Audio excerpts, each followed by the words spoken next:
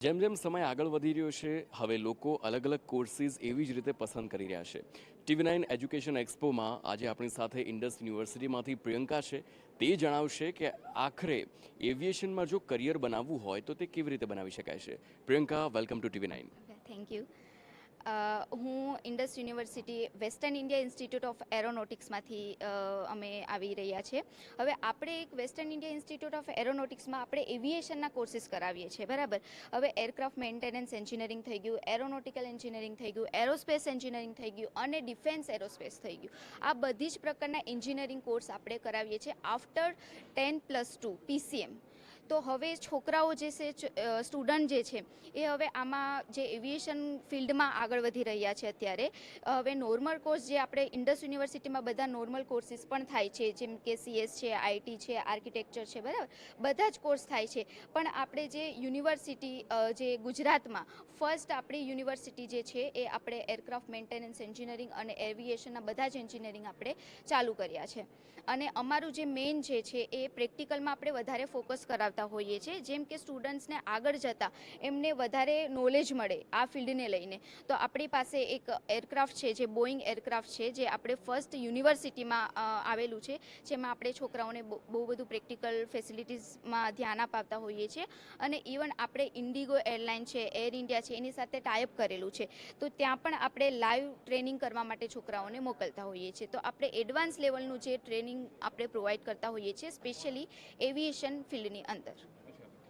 તમે ક્વોલિફિકેશન કહ્યું 10+2 એટલે કે 12th પછી ડાયરેક્ટ આ કોર્સ કરી શકાય છે? હા, ડાયરેક્ટ 12th પછી ડાયરેક્ટ તમે કોર્સમાં અપ્લાય કરી શકો છો. સાયન્સ ક્વોલિફિકેશન જરૂરી છે? હા, સાયન્સમાં આપણે મેઇન PCM ફિઝિક્સ, મેથ્સ અને કેમેસ્ટ્રી એ આપણે લેવું જરૂરી છે. તમે કહ્યું કે એક એરક્રાફ્ટ પણ છે, એટલે કદાચ આ પહેલી વખતની વાત છે કે કોઈ યુનિવર્સિટી પાસે પોતાનું એક એરક્રાફ્ટ હોય, તો એના માટેનો એક અલગ જ સ્ટાફ હોય છે? એના માટે આપણે બોઈંગ 737 એરક્રાફ્ટ છે અને બીજા પણ ઘણા બધા એરક્રાફ્ટ છે, જેમાં આપણે ટોટલ 9થી 10 પ્રકારના એરક્રાફ્ટ રાખેલા છે, બરાબર.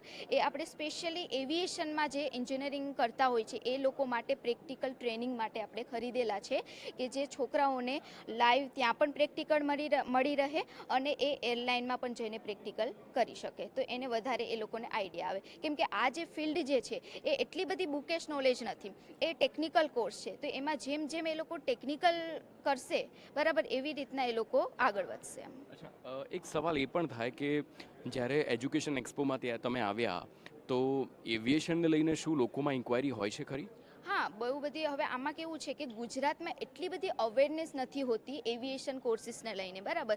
જે લોકોને અવેરનેસ હોય છે એ લોકો સામેથી આવીને અને એરોનોટિકલ અને એરોસ્પેસનું પૂછતા હોય છે. અને બહુ બધા નોર્મલ CS અને IT માટે આવે છે, પણ અમે એ લોકોને ગાઈડ કરતા હોઈએ છીએ કે એવિએશન ઇન્ડસ્ટ્રી પણ છે જેમાં તમે કરી શકો. ત્યારે એ લોકોને ખબર પડે છે કે ચલો આ પણ એક યુનિક કોર્સ છે અને આમાં પણ અમારા છોકરાઓ જઈ શકે છે, બરાબર. તો એ લોકો પછી ત્યાંથી એ લોકો બધું પૂછતા હોય છે અને એવિએશન ઇન્ડસ્ટ્રીને એ લોકોને ખબર પડતી હોય છે. TV9 એજ્યુકેશન એક્સપો 2 દિવસ અમદાવાદનો આ કાર્યક્રમ કેવો એક્સપિરિયન્સ રહ્યો? ખૂબ સારો એક્સપિરિયન્સ રહ્યો છે. ઇવન બધા બહુ બધા ઇન્ક્વાયરી કરવા માટે પણ આવતા હોય છે અને એ લોકોને કે એક જ જગ્યાએથી બધી જ કોર્સના એ લોકોને જ્ઞાન મળે છે. અહીંયાથી આવીને એ લોકોને બીજી બધી જગ્યાએ જવું નથી પડતું. તો બહુ બધા પેરેન્ટ્સ અને સ્ટુડન્ટ પણ આવી રહ્યા છે અને બહુ બધી ઇન્ક્વાયરી પણ કરી રહી છે. તો ખૂબ સારો અહીંયાથી મને એક્સપિરિયન્સ મળ્યો છે અને એ લોકોને પણ બહુ બધું નોલેજ અહીંયાથી મળી રહ્યું છે બધા છોકરાઓને. Thank you so much.